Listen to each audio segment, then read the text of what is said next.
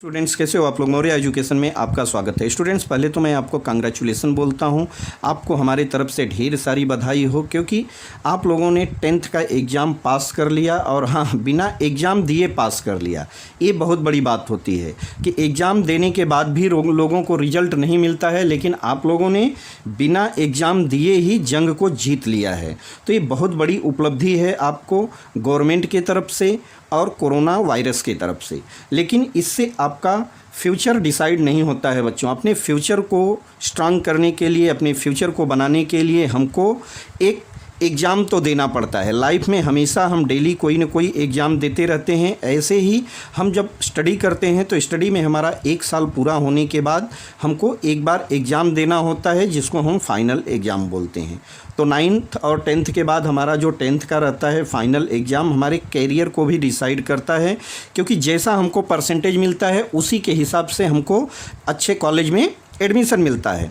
तो इसके लिए हमको एग्ज़ाम और रिज़ल्ट की बहुत ही उम्मीद रहती है और हम बहुत अच्छे से उसके लिए मेहनत भी करते हैं। लेकिन इस बार थोड़ा सा नियम उल्टा हो गया है कोरोना के चक्कर में। तो कोई बात नहीं, फिर भी आपको एग्ज़ाम में पास होने की बहुत ढेर सारी बधाई हो। तो पहला तो आपको हो गया कि आपने जो ये जंग जीती है, इसके लिए क्या हुआ बच्चों की नो बोर्ड एग्ज़ाम। आपको बोर्ड एग्ज़ाम नहीं देना पड़ा और आपने एग्ज़ाम पास कर लिया। तो फर्स्ट अब बात आती है, एग्ज़ाम तो आपने पास कर लिया, एग्ज़ाम सब बच्चों ने पास कर लिया। जो बच्चे जैसे भी थे उन्होंने एग्ज़ाम को पास कर लिया है। आगे बात आती है कि एग्ज़ाम पास करने के बाद अब एडमिशन की बात आती है कि आपका एडमिशन कैसे होगा। तो बच्चों, एडमिशन के लिए भी गवर्नमेंट ने आपके ही फेवर में निर्णय लिया है कि 11th में आपको एडमिशन कैसे मिले। तो 11th में एडमिशन के लिए कुछ उन्होंने प्रोसेस बनाया है जो कि आपके हक में ही है, आपके फेवर में है। अब देखिए, पहले तो आप जब पास हो गए तो पास होने के बाद आपका रिज़ल्ट आना भी चाहिए। तो रिज़ल्ट आने के लिए भी गवर्नमेंट ने एक टीम बनाई है, जो 7 सदस्यीय टीम बोल सकते हैं, 7 मेंबर की टीम बनाई है। वो पर स्कूल के लिए है, सब स्कूल के लिए। वहाँ पर आपने जो 9th में स्टडी किया है, जो 9th में आपने नंबर लाया है, 9th के नंबर के बेस पर आपको 50% 9th के बेस पर नंबर मिलेंगे और 50% आपको 10th के बेस पर नंबर मिलेंगे, और सब नंबर मिला के आपका परसेंटेज डिसाइड किया जाएगा। तो मान लीजिए जैसे आपने 9th में अच्छा स्टडी किया है और इधर आपकी बात आती है 10th की, ठीक है। अगर आपका 9th में मार्क्स अच्छा है, 9th में आपका अटेंडेंस अच्छा है, टीचर से आपका रिलेशन अच्छा है, आप पढ़ने में अच्छे हैं, तो कोई दिक्कत नहीं है, क्योंकि ये जो निर्धारण है यहाँ पर स्कूल ही करने वाला है। यहाँ पर अगर आपका परसेंटेज अच्छा है, आपका वहाँ पर सारी चीज़ें अच्छी है स्कूल में, ठीक है, आप नंबर 1 रहे हैं, तो यहाँ से आप 50% नंबर कवर कर लेंगे। कहाँ से?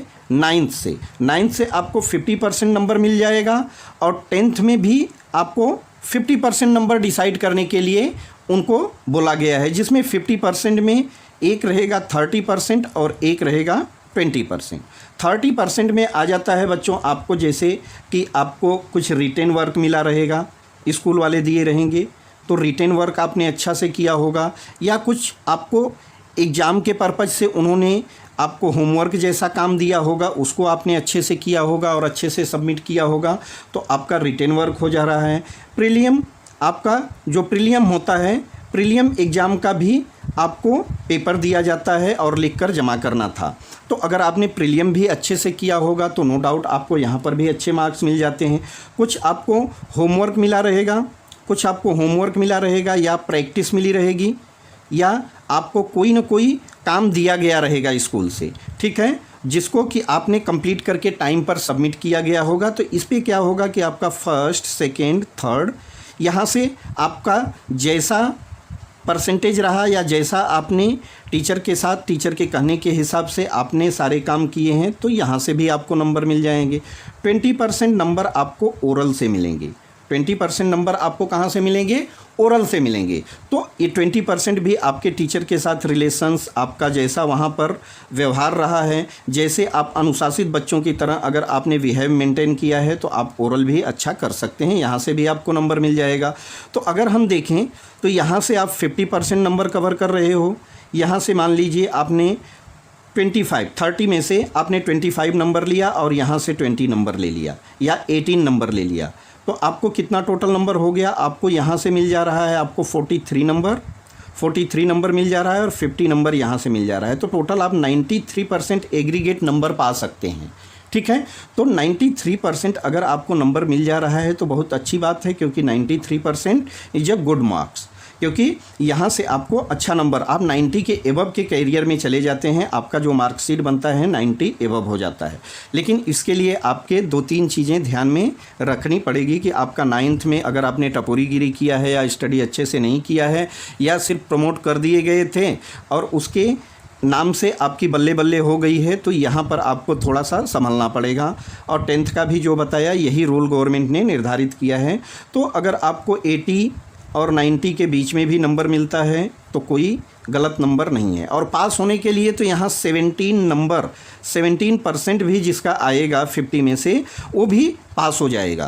पास होने के लिए तो गवर्नमेंट ने किसी को ना बोला ही नहीं है, सबके लिए दरवाज़ा खुला है। यहाँ पर हमारे गधे भी एंट्री करेंगे और घोड़े भी एंट्री करेंगे। मतलब दोनों का मीनिंग क्या हुआ, जिन्होंने साल भर केवल मजाक मस्ती किया वो भी पास हो जाएंगे और जिन्होंने पूरे साल क्या किया, स्टडी किया, पढ़ाई किया, वो भी पास हो जाएंगे। लेकिन नाइंसाफ़ी किसके साथ होगी, जिन्होंने 1 साल अच्छे से प्रिपरेशन किया, पढ़ाई किया, यूट्यूब के माध्यम से किया, टीचर के माध्यम से किया, अपने जो सीनियर स्टूडेंट्स थे या उनके सीनियर भाई बहन थे उनसे उन्होंने स्टडी किया, उनके लिए थोड़ा सा नाइंसाफ़ी होगी। बाकी जो सिर्फ़ और सिर्फ पास होने के लिए पढ़ रहे थे उनकी तो बल्ले बल्ले है। ठीक है, तो कोई बात नहीं, पास सब लोग हो जाएंगे।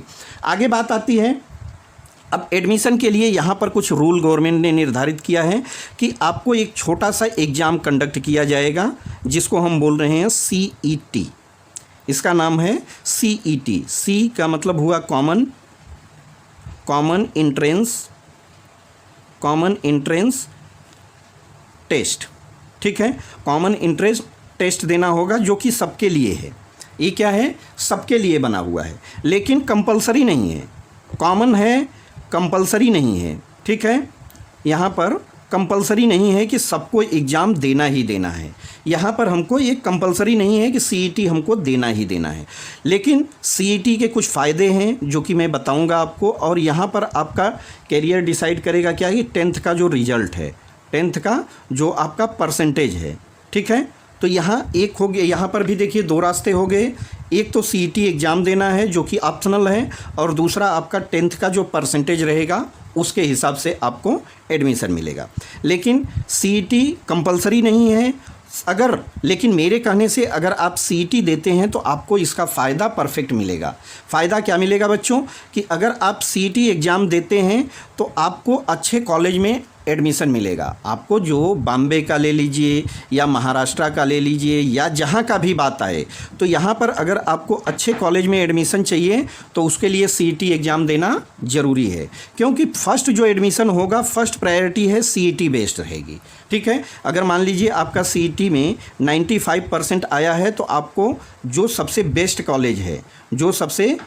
कॉलेज है वहाँ पर आपको एडमिशन मिल सकता है। ठीक है, भले अगर आप किसी परिस्थिति की वजह से या आपसे डिस्टेंस पर है वहाँ पर आप एडमिशन नहीं लेते हो, अलग बात है, लेकिन आपको बेस्ट कॉलेज में एडमिशन मिल सकता है।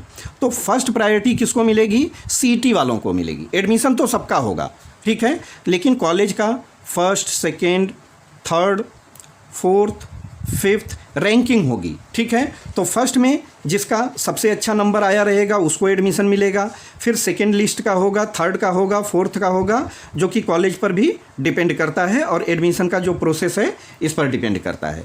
ठीक है, आगे बात आती है 10th की रिजल्ट की। अगर आपने CET नहीं दिया है तो आपका रिजल्ट कैसा है, 10th का आपका रिजल्ट कैसा है, रिजल्ट के बेस पर आपको यहाँ पर एडमिशन मिलेगा। लेकिन रिजल्ट के बेस का क्या होगा, सेकेंड नंबर पर जाएगा, लेकिन फर्स्ट नंबर किसको हम देंगे, CET बेस्ड एग्जाम का। अगर आपका रिजल्ट नॉर्मल भी है, देखिए यहाँ पर 2 बातें हो जा रही, अगर आपका रिजल्ट नॉर्मल भी है, 80 से नीचे भी है या 80 है या 85 है, लेकिन आपने CET एग्ज़ाम में अच्छा किया है तो आपको CET बेस्ड पर एडमिशन मिलेगा। आपको किस पर मिलेगा? सीईटी बेस्ड पर मिलेगा। तो इसके लिए मैं बोलूँगा कि आपके पास अभी भी टाइम है बच्चों, आप अपना प्रिपरेशन अभी से स्टार्ट कर दीजिए। सीईटी में आपको ज़्यादा कुछ नहीं करना है, इसमें एमसीक्यू क्वेश्चन आएंगे, 100 नंबर के क्वेश्चन रहेंगे, जो कि आपका अगर बेसिक क्लियर है, बेसिक आपका अच्छा है तो आप इसमें बहुत अच्छा कर सकते हैं। और आपने सीईटी अच्छे से निकाल लिया तो समझिए आपके लिए गोल्डन अपॉर्चुनिटी मिल जा रही है कि एक साल में आपने जो काम किया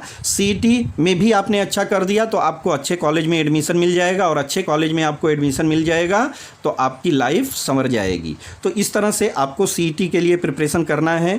उसके लिए आप हमारे चैनल से जुड़ जाइए। हम यहाँ पर आपको मैथ का पूरा सीईटी का जितने भी बेसिक कॉन्सेप्ट हैं, कॉन्सेप्ट आपका पूरा क्लियर कर देंगे, और यहाँ से आपके जितने भी एमसीक्यू के क्वेश्चन आने वाले हैं, हम टोटल यहाँ पर बुक के एमसीक्यू और आपके लिए सबसे बड़ा गोल्डन अपॉर्चुनिटी गवर्नमेंट ने दिया था आपको क्वेश्चन बैंक रिलीज करके, उसमें बुक से भी ज़्यादा वहाँ पर आपको एमसीक्यू मिल जाएंगे। तो आप बुक के एमसीक्यू को और क्वेश्चन बैंक के एमसीक्यू को कंप्लीट कर लीजिए। आपको 100 में से 100 नंबर लाने से कोई नहीं रोक सकता है, लेकिन इसके लिए अब आपको अपनी स्टडी अच्छे से करनी होगी। रास्ता आपको चुनना है कि आपको अच्छा करना है या जैसा भी करना है, इसके लिए आपको प्रिपेयर होना पड़ेगा। तो अपने माइंड को सेट कीजिए, अपने स्टडी को कंटिन्यू कीजिए। हमारे चैनल से जुड़ जाइए। मौर्या एजुकेशन एक छोटा सा चैनल है, लेकिन उस पर आपको कंटेंट्स अच्छे मिल जाएंगे बच्चों। आप लोग अपनी स्टडी को अच्छे से कीजिए, अपने दोस्तों को भी बताइए, साथ में ज्वाइन कीजिए। आपको यहाँ पर मैथ एंड इंग्लिश, यहाँ पर इंग्लिश और मैथ के पूरे कंटेंट्स अच्छे से मिल जाएंगे। अगर आपके दोस्त भाई बहन 11th-12th में भी हैं तो उनके लिए भी इंग्लिश का पूरा पोर्शन डाल दिया गया है। अपनी स्टडी को आप कंटिन्यू कर दीजिए। 11th में अगर आप कॉमर्स स्ट्रीम सेलेक्ट करते हैं तो कॉमर्स के भी पूरे वीडियो वहाँ पर मिल जाएंगे। अब मिलते हैं नेक्स्ट वीडियो में, तब तक के लिए थैंक यू, बाय।